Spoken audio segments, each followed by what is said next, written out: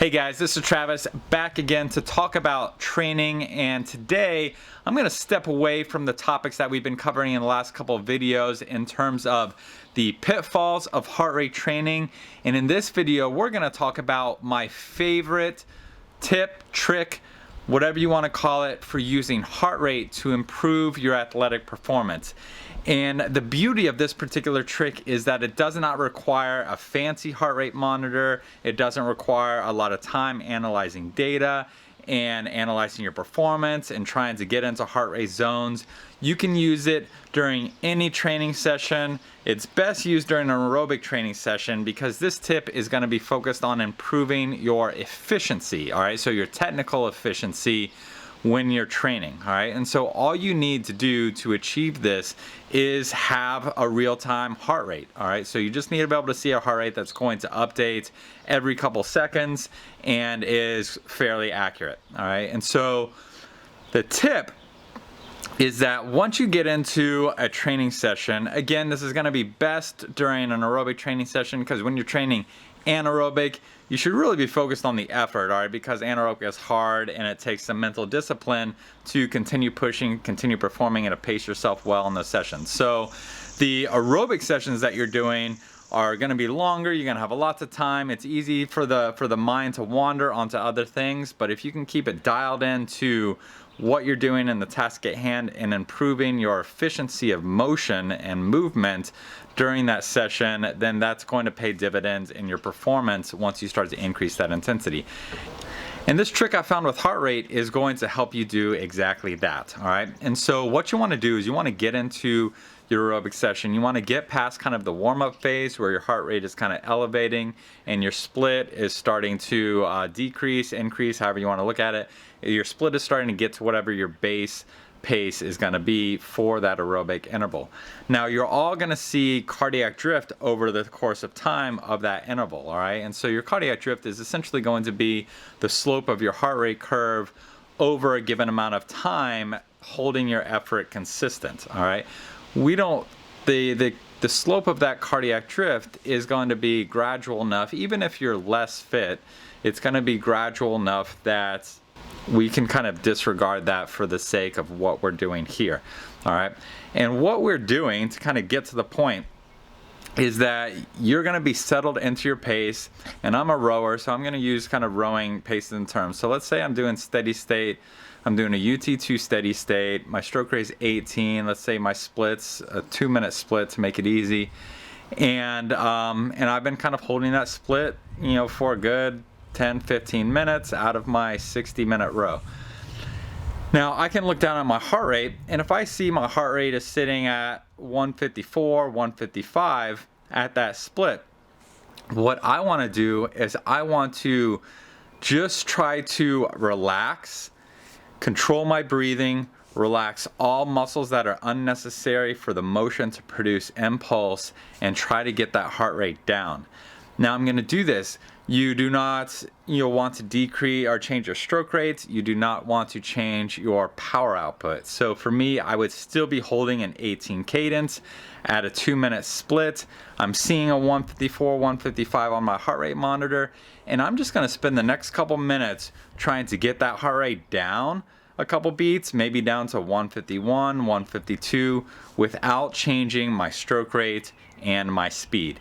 Now, if you're a runner or cyclist, it's the same principle. So if I'm out for a run and I'm doing, some steady states, or whatever training zone that you're in, let's say for me, I'm running 730 miles and I'm doing an 8-mile run. And so I can look at that, and now this is going to require a more sophisticated device because in rowing you have the monitor on the erg, and so you can see in real time on a stroke by stroke basis of what your speed is.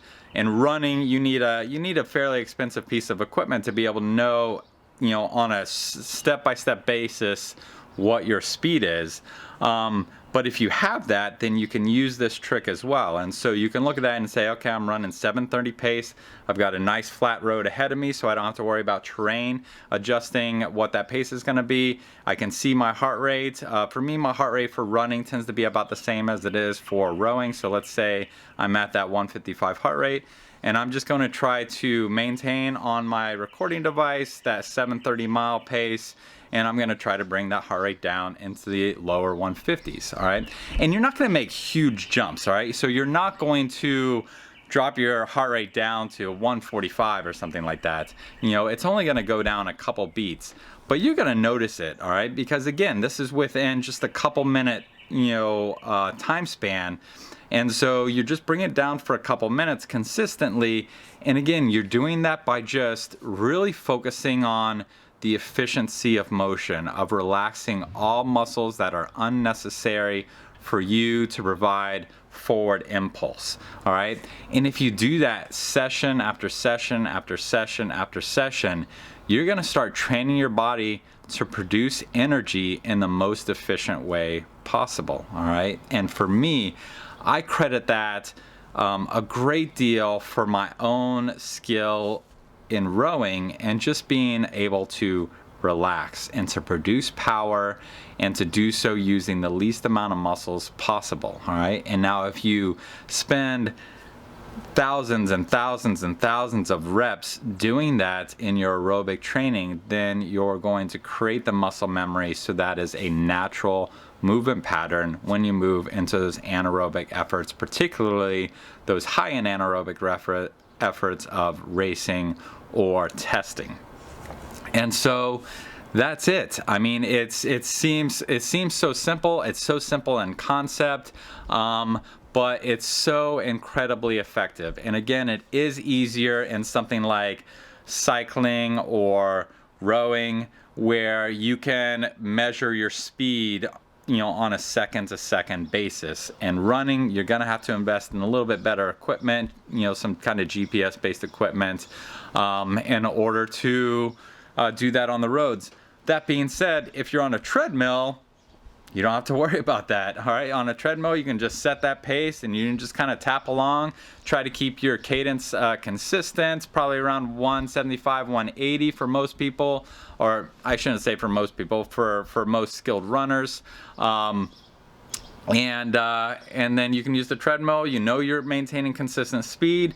And then again, you can try to relax and try to bring that heart rate down. And so whatever sport that you're in, that is a good way to use your heart rate monitor to improve your performance. All right, it's not difficult. You can do it, with no planning. You can do it with minimal effort outside of the training session itself, or I say minimal, no effort outside of the training session itself. Just strap that heart rate monitor on, get warmed up, settle into your base pace, and then start trying to lower that heart rate without changing your power pit, your speed.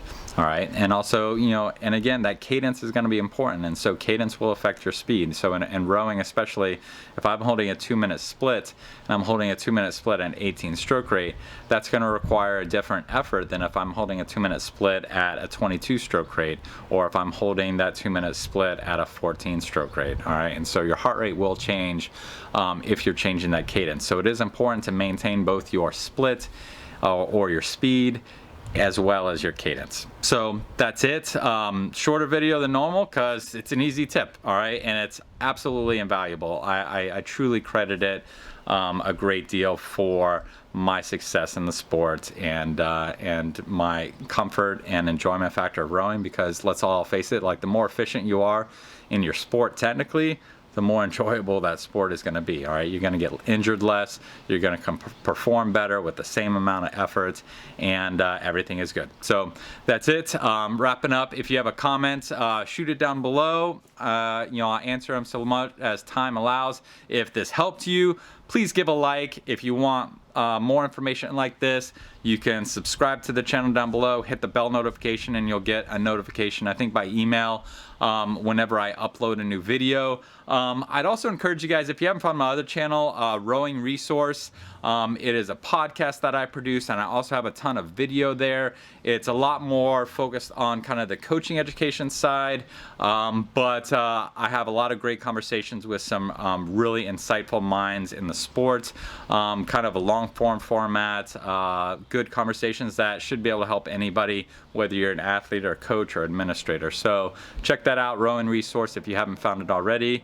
And that's it. If you got ideas for future videos, things that questions I can help you out with, shoot them. All right, it helps. You know, I've got my own ideas, but if I know that I'm specifically addressing questions that you guys have, that the community has, and is willing to actually pipe up and share that question, then that's fun. I love doing it. All right, thanks guys, I appreciate it, and until next time.